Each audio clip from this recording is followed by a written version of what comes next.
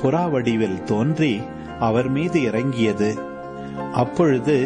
என் அன்பார்ந்த மகன் நீயே, உன் பொருட்டு நான் பூரிப்படைகிறேன்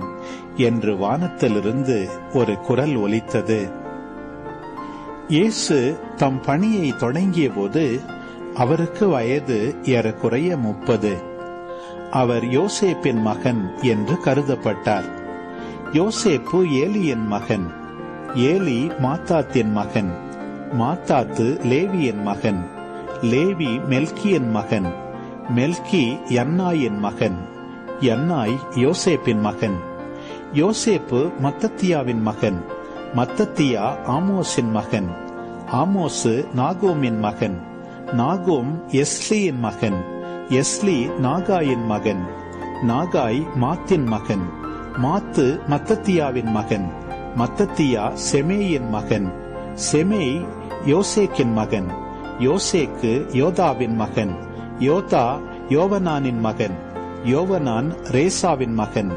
ரேசா செருபாபேலின் மகன், செருபாபேல் செயல்தியேலின் மகன்,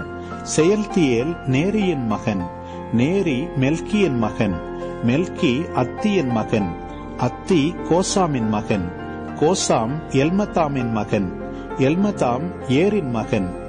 ஏர் இயேசுவின் மகன், இயேசு எலியேசரின் மகன், எலியேசர் யோரிமின் மகன், யோரிம் மாத்தாத்தின் மகன், மாத்தாத்து லேவியின் மகன், லேவி சிமியோனின் மகன், சிமியோன் யூதாவின் மகன், யூதா யோசேப்பின் மகன், யோசேப்பு யோனாமின் மகன், யோனாம் எலியாக்கிமின் மகன்,